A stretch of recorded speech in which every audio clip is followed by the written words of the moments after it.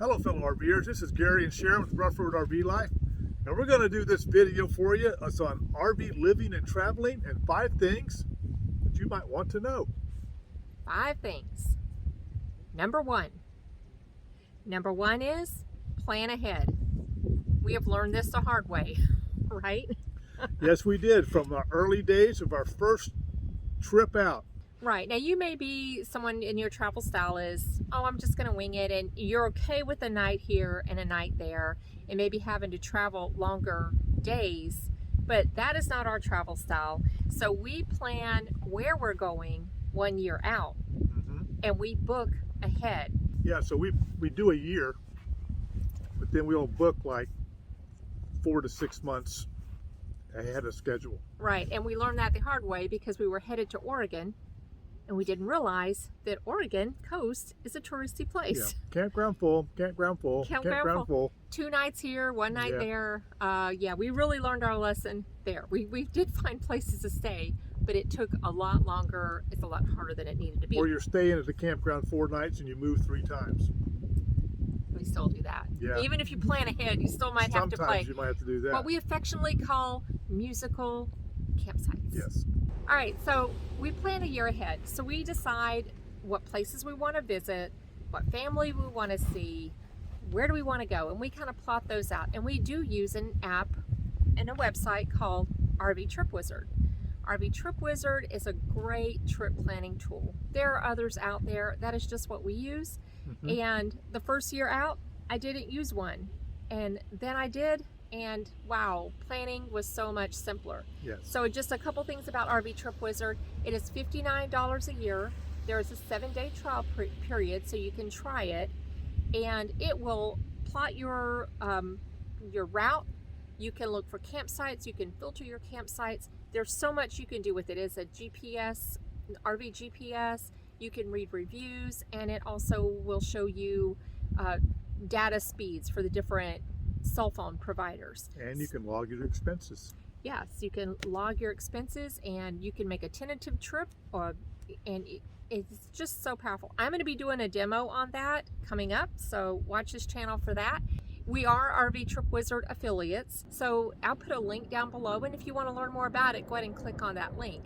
And we can earn a small fee for, if you decide to buy it. Yeah.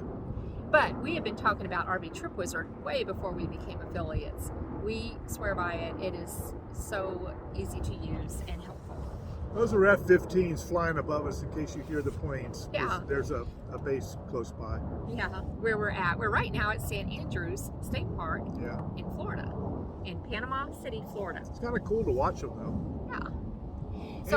So after we plot, okay, these are the places we want to be. Then all I have to do is, in Trip Wizard, go through, put my filters in, and fill in the gaps with the places that we want to stay. Easy breezy, done. Saves a lot of time. There you go.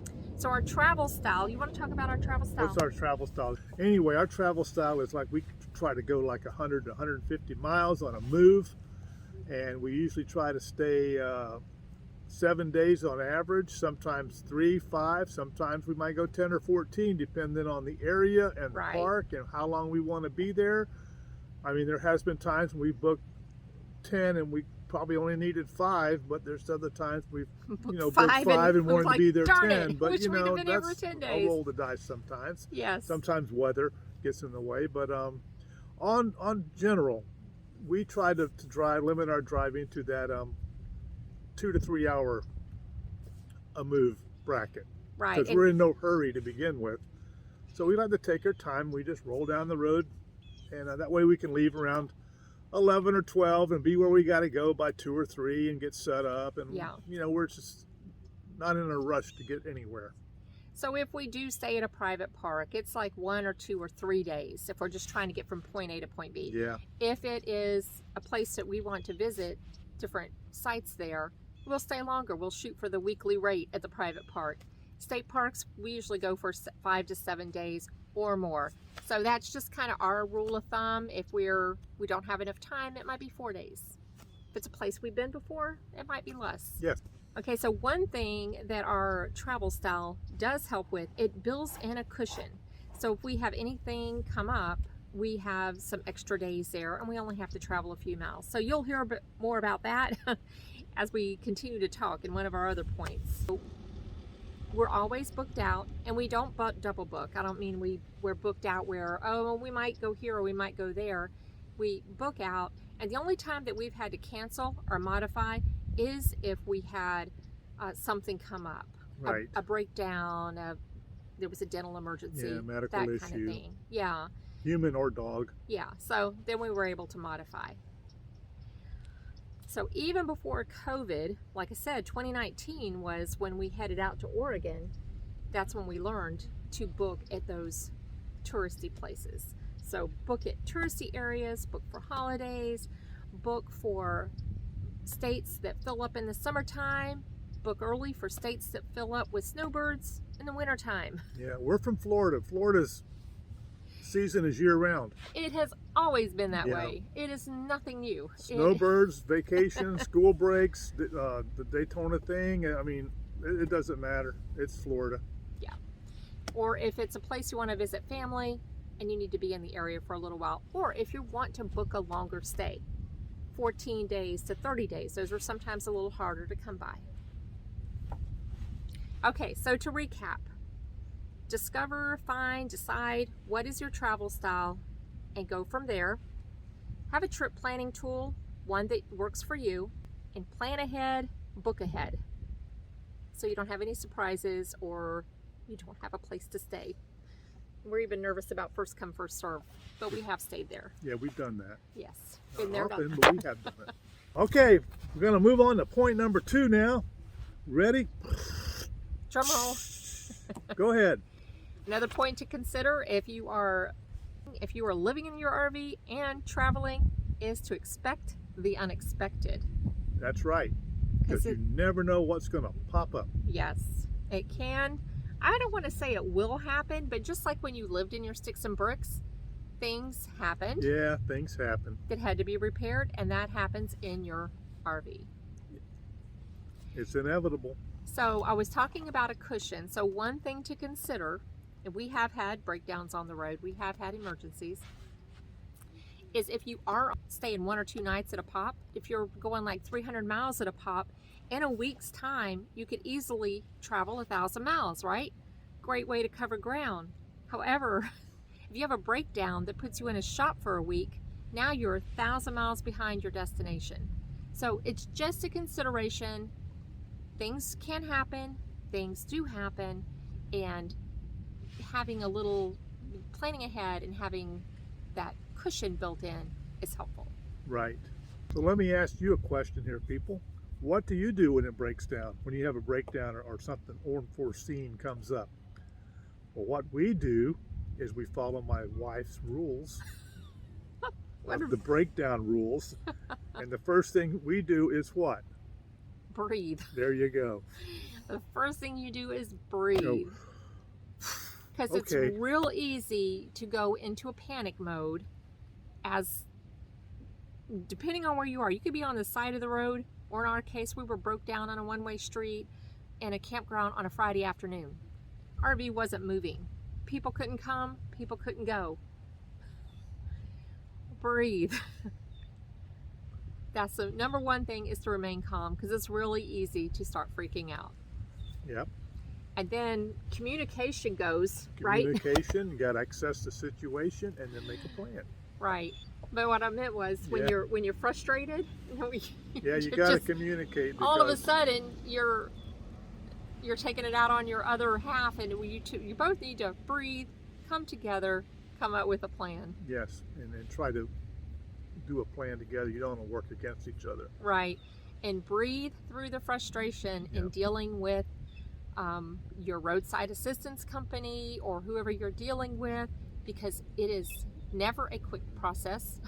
Well, I guess it could be, but in our experience, you just might need to sit and wait and now tell yourself, no matter what, it will be okay. Yeah, you don't want to get like into a knee-jerk reaction where you make it worse. Yeah. So yeah, just take a calm minute, breathe, and But consider what your okay, options this are. is what we need to do. Move Yes. forward. But breathing, if you don't do anything, just stopping and taking a few breaths will center you. There so you you can go. think. You have to be centered. Gary does it all the Yes. time. 4 square breathing is I his have thing. I have a lot to center though, right here. She doesn't have to center as much as me. But if you've watched any of our videos, you know that I might be a little high strung, and I have really learned how to embrace my inner calm, because you will need it. I'm like a weeble. I'll wobble, but I don't fall down. He's more steady. I'm like, oh my God, oh my God, oh my God. Whew. Hence the breathe. Yes. For those that know what weebles are, probably not too many. And it's true. He never, ever, ever, ever falls down. Ever. You're not supposed to fall down. I'm better. This no, one. I'm better. I'm better. I do yoga religiously, and I became a yoga teacher, so now I might. Let's compare who's had more broken bones. But falling. I've had 0 my whole life. Anyway, off Anyway, topic. see how we moved on from that one? Off topic. Okay, back to So- topic. Here are just a few of unexpected things that came up with us that derailed our travels in the last 4 years Yeah. of RV life. Well, we broke a drive belt, which derailed us in the parking lot, in the campground that she was talking about. Mm-hmm. Drive belt broke, and that's it. You got, nothing works. Well, See- your air compressor will work for your airbags. For us, we have airbags because it's gear driven. But outside of that, you got no alternator. You got nothing. You got no water temperature. No, the water pump won't work. So you're sitting. Yeah. It was Yes. a trying situation that derailed us for a week, but because we had a cushion built in, we were able to pick up and be where we needed to be when we needed to be there. And then if you book a park that's got water only, like we did, because we were going to run our generator. We had just been running our generator. Of course, when we get to that park, now the generator doesn't want to work. Yep. So we're at a park, we're up in a mountain, water, no electric. We can't go forever without electric or a generator because, we have a residential refrigerator and all that. So now we have to breathe and figure out what we're going to do because we need to find a place that we can plug in. Oh, it's nighttime too. Yeah. It's the evening time. It was a time of day when you turn on your generator to kind of let everything charge back up, and it wouldn't work. So, and then you can plug your electric into the shore power, and it works, and then it stops, and then it works, and then it stops, and then it just doesn't work because your transfer switch has decided to go bad on the shore power leg of the transfer switch. So now all you can use is generator, and you're in a park. You're not allowed to run the generator 24 hours in a park. Fortunately, our generator was working when that happened. Yes. So we moved to a site that was further away from everything, and we ran our generator. And we apologized to our nearby neighbors, but they were like, "We get it. We're cool." So, and they didn't run us out, thankfully. No. So things like that do happen. And there's another time there was a dental emergency. He had to have oral surgery. We were in a park that had a limit of 14 days. And they made an exception for us. We were able to stay because he wasn't able to travel at that time. Like the transfer switch and the drive belt, both of those put us behind like 7 to 9 days. So we had to adjust the schedule. But we had adjust and modify. We were able to do it without too much issue. The bottom line is things will always work out. They always work out. So just keep telling yourself that. It will all work out. Even when we didn't think, we were told by our tow company that we couldn't stay at the repair center, I was already looking for hotels that would allow dogs. But we were able to stay there. We were able to stay, thankfully. But just know it will be okay. We were at our daughter's house. First it snowed, then the snow melted, and then it rained, and then the clay ground in Colorado decided it wanted to turn to mush, and our RV just went, Yeah, it we decided were just that. hopelessly stuck. and it wasn't moving. I tried to even put my rear jacks down to jack it up enough to put boards on it. No, the rear jacks just went right down into the Kept mud. going. I'm like, stop. Didn't move stop, nothing. stop. So we had to get a tow truck to come out and pull us. Just beware that some things Just breathe. they roll just with happen. it. Yep. Yep. Okay, so we're going to move on to number 3. Your costs vary depending on food, fuel, fee, taxes. All those will vary depending on where you're at, what part of the country, different states, different types of campgrounds. All those will vary. You can research ahead of time if you're a researcher, or you can just embrace it. When we wanted to go to Arizona, we knew that Lake Powell area and the Grand Canyon was going to cost more. So we just embraced it. Yep. It's part of the travel cost, and you just plan ahead because this is the year we're going there and this is what it's going to cost. Right. And sometimes groceries cost more in certain parts of the country. And we just embrace it, basically. Yeah, it's the different taxes. You could buy, say, $350 worth of groceries. It could be $35 in tax. It could be $5 in tax. Right. The You know, taxes depending where you're vary greatly depending on where you are. 50 cents difference in diesel fuel per gallon for us for diesel. And we do research that when we can, especially when the prices were like getting crazy back there. And sometimes you could save as much as 50 cents or more for a gallon of fuel. Mm-hmm. And some states I get a good discount on fees. Other states I don't. right. And I have heard that like Oregon is charging extra for non-residents. Right. So I don't know if that's a trend, but it's just something to be aware of. Know that even if you're in one area and you're thinking, well, this RV living isn't so bad, I've got it all under control. If you go to another state or another area of the country, your fees, food, fuel, Taxes. and taxes could be different. Could be. Now we're going to move on to number 4, and we're going to talk a little bit about vehicle wear and tear, and what do you got there? More mileage. Yeah. So if you are traveling while you're RV living and traveling, you are going to put more wear and tear on your vehicle. You can expect dings and bumps from road debris, and if you travel out west, more than likely you may get a cracked windshield. Let me just jump right in here and say this, that in our travels last year, we were at below sea level in New Orleans. We were at 10,000 feet above sea level at the Grand Canyon.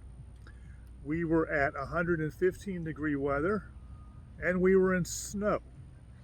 So your RV, it's going to take all these temperature changes, all these altitude changes, all these pressure changes, and you know, that all might affect it, you know, because it's a lot. You know, up and down grades, it's hard on the RV, our flat roads. So vehicle wear and tear could also depend on where you're going and how you're traveling and the area you're traveling in. Right, and your mileage will increase. So if you're trying to keep your vehicle at low miles, traveling is going to run up miles, and it just depends again on your travel style. Some people will travel 10,000 miles or more a year, others 5,000 or 6,000 miles, others less. It just depends on your travel style, but whenever you're traveling, you're going to be racking up mileage. Okay, there's a trade-off. There is a trade-off. There is a trade-off. You get to see amazing places that you've never seen before. You get to meet amazing people, and you get to have new experiences. And that's part of why we do it. Yeah, that's why for me, you know, I like to fish, and in Florida, they got these species of fish. Well, in other areas of the country, they have fish don't have in Florida. And to me, it's fun catching new species of fish that I've never caught or seen or, you know, been acquainted with before. I mean, I let them go, but it's just different. It's different. And also, like, we both like learning about the different areas. It's so interesting, this country of ours. And he's a fisherman, I'm a hiker, so I like hiking in the mountains, but I really embraced desert hiking this year. So last year. Now, to me, it was all rocks. But it was amazing. So it's a rock. That is a trade-off. It is well worth it. We're going to move on to number 5. The 5th thing that you need to know about the 5th element. RV living and travel, and that is weather. Let me tell you, folks, We have seen weather we have never seen before. We live in Florida, and we have rain. We know Florida weather. We have and we know hurricanes. lightning, and we do have some tornadoes. We don't have the biggie tornadoes, but we do have those three, and hurricanes every now and then. They do come through there, but it's not like we do have afternoon thunderstorms in Florida. It's typical. But some of the things that we've seen, we never knew that it rained mud, but it does. Dust storms come up, you can't see.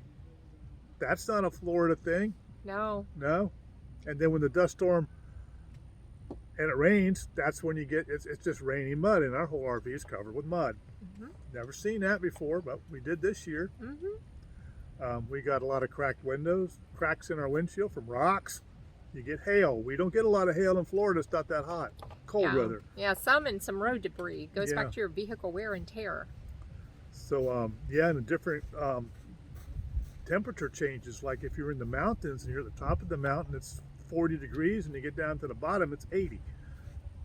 So, it's the weather plays a big part in it. We've had rain, police knock on our door, tornado on the ground. We had to leave. Right.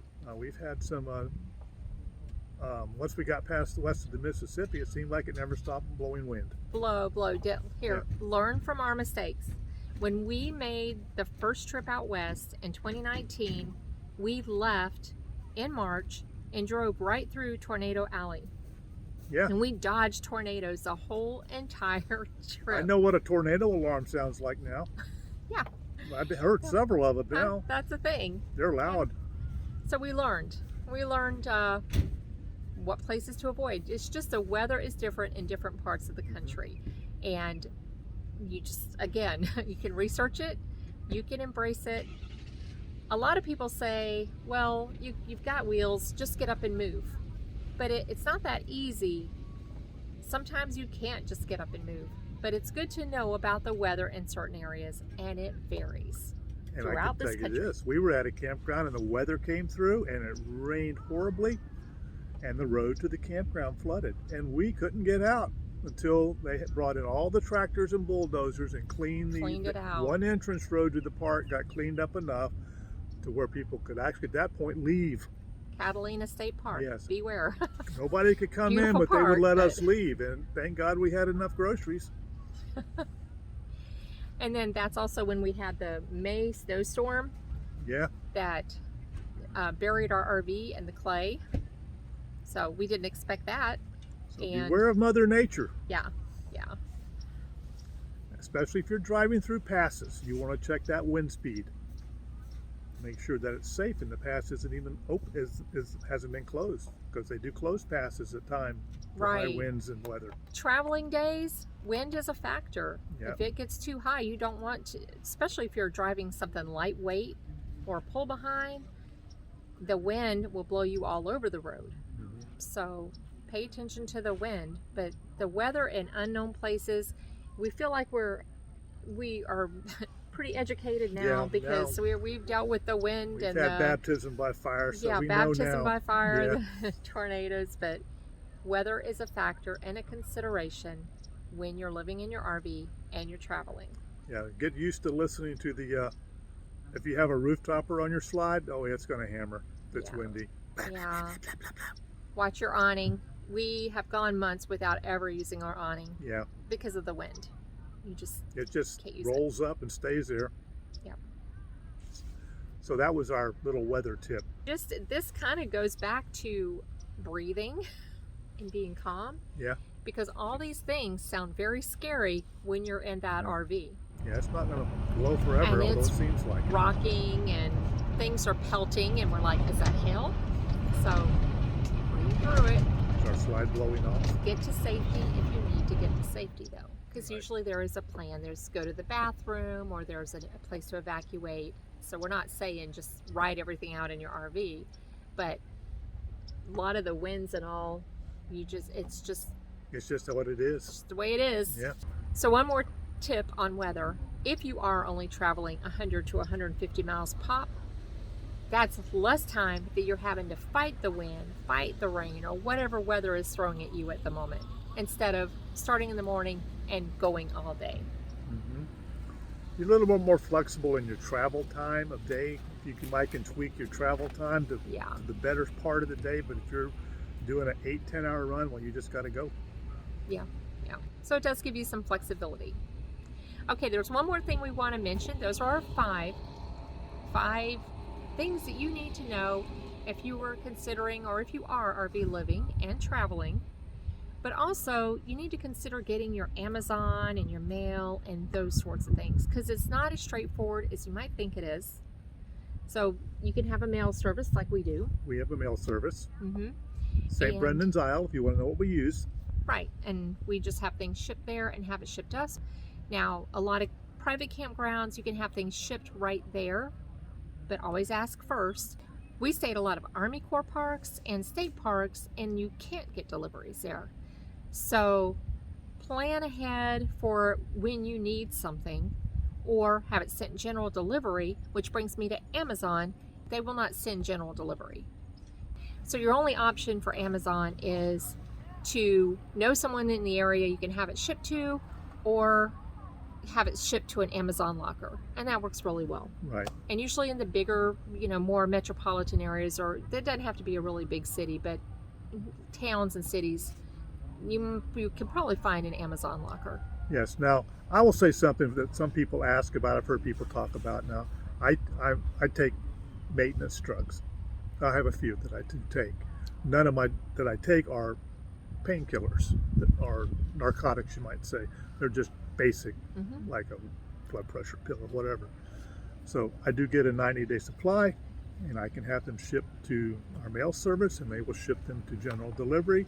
And that's how I do medications for me, for my maintenance drugs, is I do the 90-day supply, and I have them shipped to whatever general delivery post office I happen to be in the area. So that's how I deal with maintenance drugs.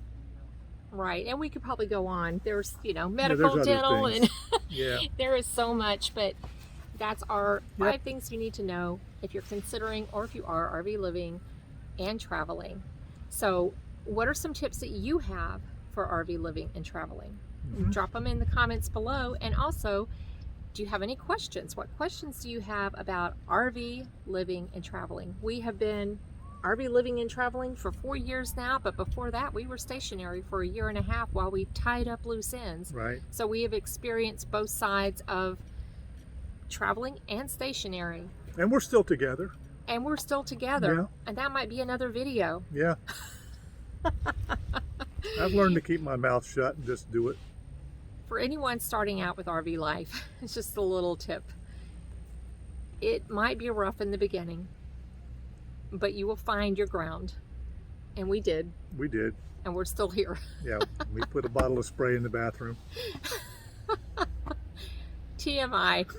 Okay, so this is Sharon. That's Gary. Rough Road RV Life. We like looking at freedom, especially when we're traveling. That's right. Safe travels, people.